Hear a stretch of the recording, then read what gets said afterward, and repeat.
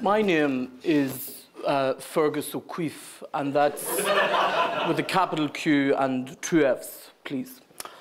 I grew up in West Belfast, and people frequently say to me, they say, Fergus, have you forgotten where you came from? And I say, well, I have 3 fridges now.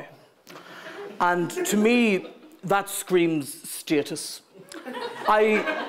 I suppose some of you may know me, you'd certainly know my work, but some of you may know me as the hit machine. That's what I'm known as on the streets. I prefer to think of myself as a rugged influence on the music of the last 30, 35 years. I got into this business via a career in street dance, and I remember when I would be growing up, I grew up in West Belfast, people would shout things across the street at me when I was in my spandex. They would shout things, they would say, faggot to be Gaylord, or, you know, shirt lifter or nonce or something like that, and I just ignored it and continued to do my steps. But I suppose this is a business that I've stayed in. People often ask me why I've stayed in it, and I suppose the reason why I've stayed in it for so long is because of the people.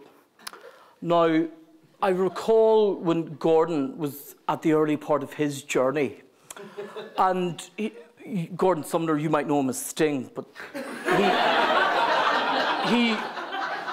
he came to me and he said, Kieran, and I said, my name's Fergus, and he said to me, please, he said to me, I want to write a Christmas album. And I said, Gordon, I love it. However, wouldn't you like to do something a little bit more avant-garde? You know, you love the avant-garde.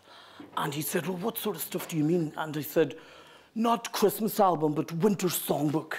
And he went away, and we put Prokofiev and we put Shostakovich and all those guys in there. And we used it. Nobody bought it, but it was the art that spoke to me. And, you know, I've worked with Gordon, like I say, since, you know, the start of his journey. And I remember, you'll enjoy this, it's a good story about early Gordon Sumner. And he came to me and he said to me, he said, I have this song, and it's about a streetwalker that I met in Newcastle upon Tyne. And I said, what's it called? And he said, Joanne.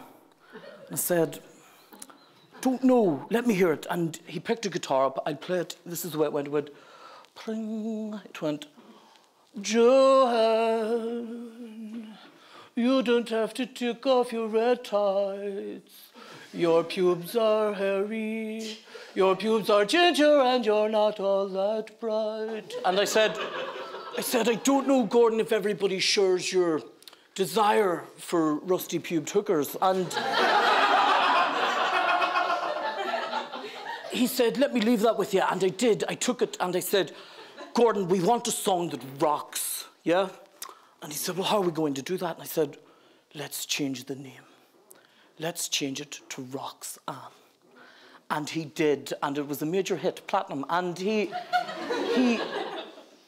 was with me. We were at a party at Pamela Ballantyne's house recently, and he leaned into my ear from over the couch, and he leaned into my ear, and he said, Kieran, and I said, it's Fergus. And he leaned in here, and he said, thank you for helping me with Roxanne. You are an inspiration. You're the reason why angels play harps. And I said to him, I said, thank you, Gordon. And that was just so early Gordon Sumner, that's the way he was.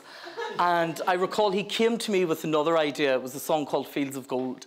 And it was originally about trawling the darker side of the internet.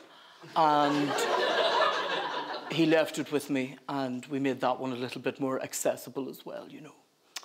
Sure. And, you know, that was Gordon.